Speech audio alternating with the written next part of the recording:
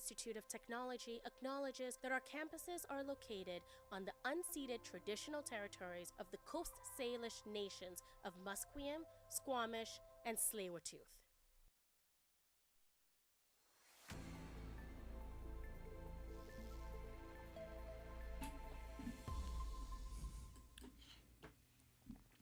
Hello, my name is Cohen Sassman, and this is your news at 12:30. Autumn in British Columbia has not only signaled the start of rain, but the time when brown stink bugs decide to make your house a home.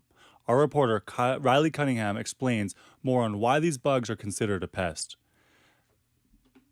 The brown marmorated stink bug originated in Asia, but since 2015 has established a population throughout British Columbia. The government of BC says the smelly insect is a threat to BC farms, as it feeds on fruits and vegetables and damages crops. Like any invasive species in the region, the main goal is control.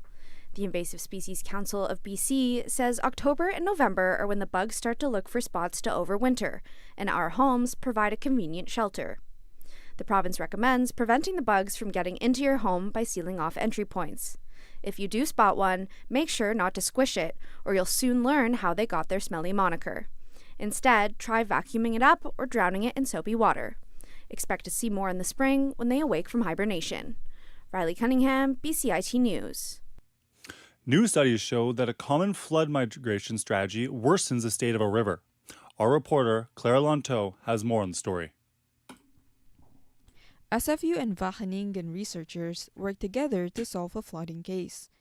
The study used the 2021 Meuse River flooding in Europe. A strategy of widening the river was implemented 4 years ago. However, it backfired when a heavy rain hits the city.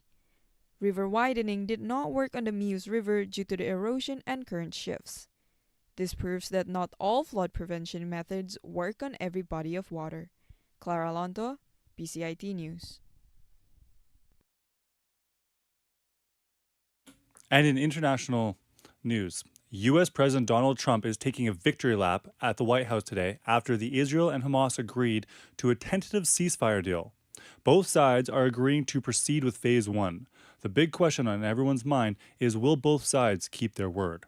U.S. President Donald Trump says 20 living hostages being held by Hamas will be released from Gaza Strip earlier next week.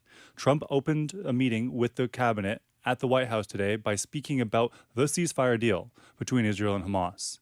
He says he is planning to travel to the region in a couple of days. Karen Travers has more.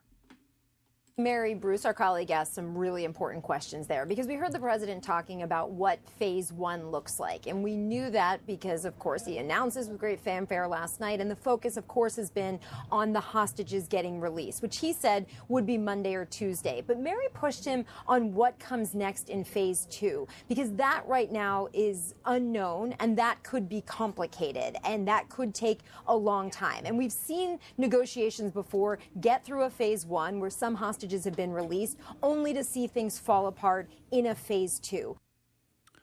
Autism specialists say a recent statement by the U.S. President Donald Trump telling pregnant women not to take Tylenol because it's linked to autism is not only false, but also a harmful throwback to mom blaming.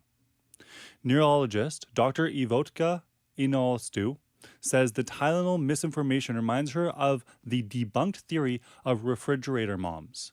When mothers were accused of not showing enough affection to their kids and causing autism as a result.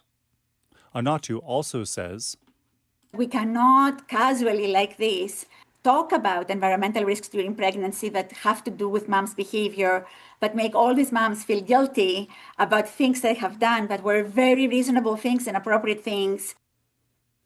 And back to local news, Alberta's teachers return to a bargaining table next week. They will be starting the talks this coming Tuesday. About 51,000 teachers and school administrators started the striking last Monday. And in weather, today we'll see a high of 13 degrees and a low of 8. There will be clouds remaining for the rest of the day with 30% chances of rain. This was Cohen Sassman, your 12:30 news. Check back at 2:30. Appreciate your time.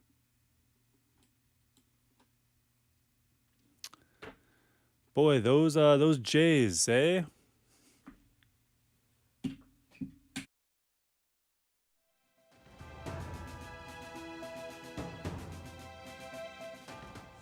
Stay tuned for more on BCIT's 1680 The Crow.